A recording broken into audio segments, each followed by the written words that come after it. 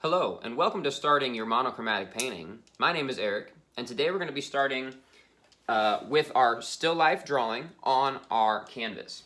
Last time we primed our canvases with a medium value, and then what I have done is I've sketched my thumbnail that was based off my still life directly onto my canvas.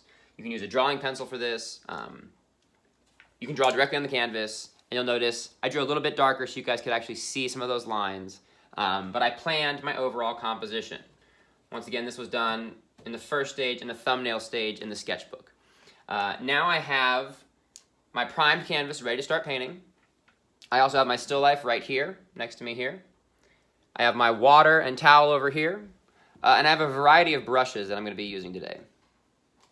For me personally, I'm starting with mostly flat brushes of different sizes. This is my 1-inch flat brush. This is a 1/2-inch flat brush. You have a filbert that is very similar. It's going to be rounded instead of flat. You can do almost all the same things with the same brushes. Some things are just a little bit easier.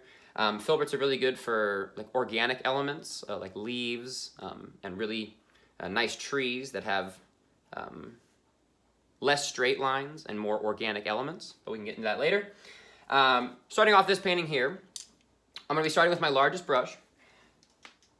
And when you're thinking about painting, guys, in most cases, there are some basic rules. One of the first rules is big to small, thin to thick, back to front sometimes. Things that make sense once you say them. But we're definitely going to be starting with big to small, thin to thick.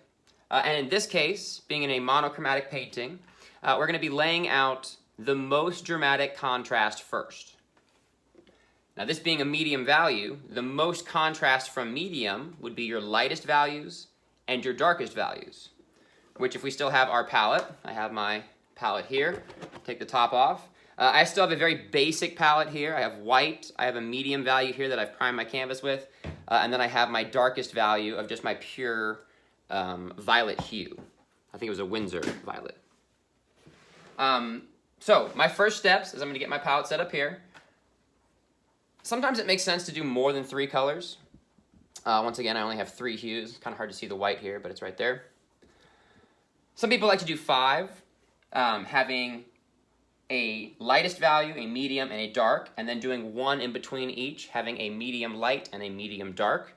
That could be a really good way of setting up a full palette, especially if you're trying to develop one hue really dramatically, as we are in a monochromatic painting. Sometimes in a more complex painting, when you have lots of colors, or you're using the full spectrum, things are a little bit different. Your mixing size has to be smaller. But for this, we get to really spread out and use the space nicely on a nice big palette.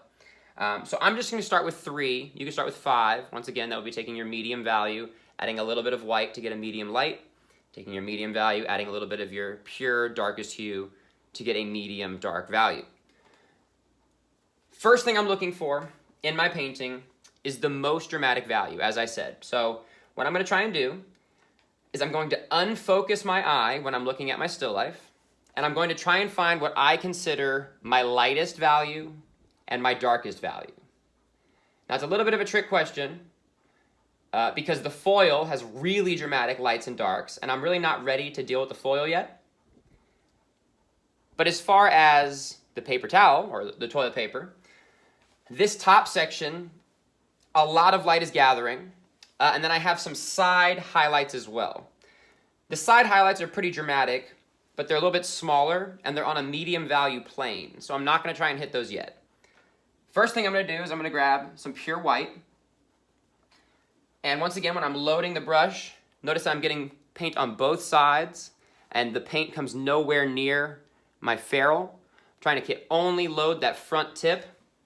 It works better that way. If you have too much paint in your bristles, you think you're getting more paint, it's going to work better. It gets loaded up in here, and then you get a thick mess, so you don't want that. Before I start painting, another thing I'm going to recommend, well, I'll start painting and start talking. I'm going to recommend is a lot of people paint like they would draw. I think a lot of people come to painting from drawing. I think it's good to have that skill set, but you can be a little bit looser in your painting process. And the really good thing about painting is that if you're developing nice thin layers, you can continue to add layers on top and continue to refine space almost indefinitely, depending on how much work you do. Sometimes things get overworked and a little messy. So I planted a nice light value to start with. Now I have a minor gradation. So I want to show you how to do a gradation. So if this is the lightest value, and once again, this is all an undercoating, I'm going to be doing at least a second coat, possibly a third coat in most areas. I like to start with just a nice thin layer to block out areas, and then when I actually come back and paint, it's much easier than trying to paint the first time perfectly. Right, so my gradation is from the top left is the lighter value. In the center, it's more medium, and in the bottom right, it's a little bit of a darker value. Something also to think about when I'm doing a gradation is to start on one side. I usually like to start on the light side. It doesn't matter though, but once you start, continue moving in that direction. So I've started on the lighter side, planning out a little bit of a lighter space, and even though this line is sort of more ambiguous now, that's okay. You can continue to refine very easily. What I'm going to do is I'm going to extend that lighter value, and I'm also trying to follow the contour of the roll here to try and bring my brush strokes in a similar direction. I'm going to grab a little bit of my medium value, and I'm going to be mixing directly on my canvas. Now with that medium value, I'm bringing it right directly into that white that I have. And at the end of this, the goal is to have very little true white through the canvas. If you're thinking about how white and your color are working together, a pure white space would be completely void of value. And that's very rare for something to have no value at all. Now there can definitely be blown out areas, or with optics, it's more difficult to see that value. But here I am just kind of going back and forth between my white and my medium value that I have mixed. And I'm continuing to look at my still life as well. Once again, I think sometimes people get a little bit too singularly focused on their painting, and they're not actually looking at reality anymore.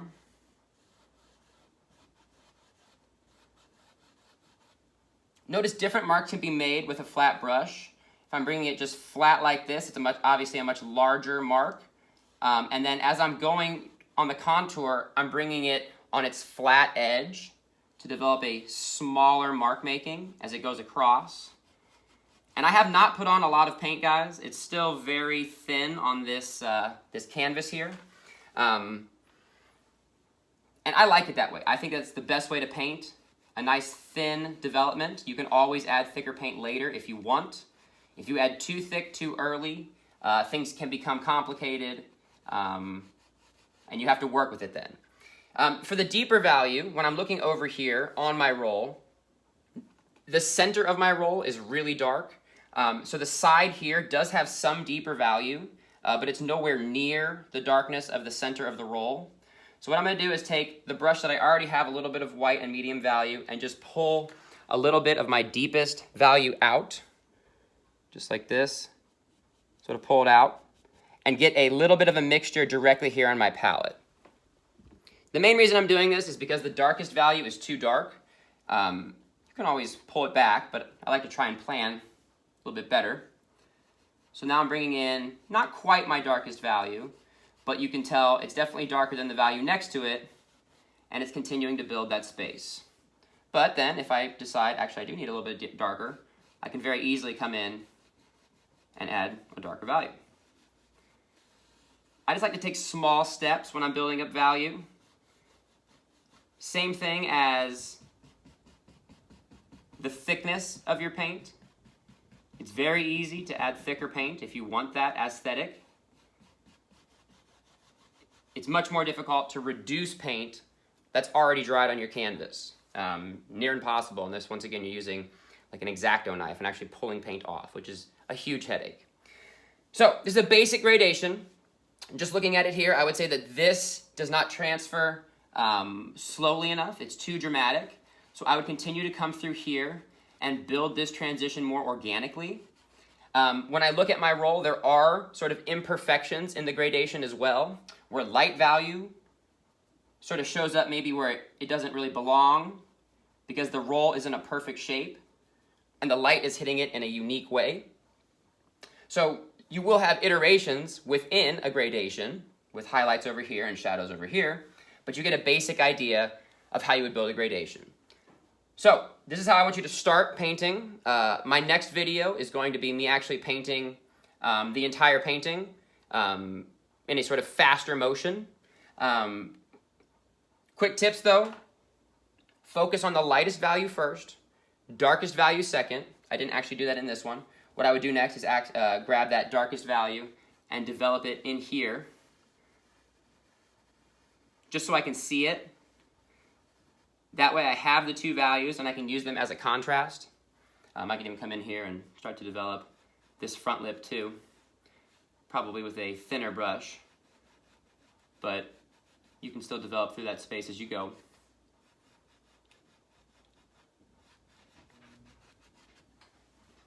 Try to be able to stay loose. Don't be too worried about certain areas too early. I know in drawing, especially with graphite or charcoal or something like that, it can stain the page very early. Sometimes it's not very forgiving. Acrylic paint at its core is really, really forgiving, especially if you're painting thin early, slowly building up the thickness of that paint. So stay thin, build up those lighter and darker values early. I'm going to be starting by doing mostly the roll first and then building the negative space around the roll. I don't always go subject first and then background, but depending on what I am painting is what I'm going to be doing. The roll will be softer, you're going to notice, and the metallic foil is going to be more dramatic how we develop those value shifts within the painting.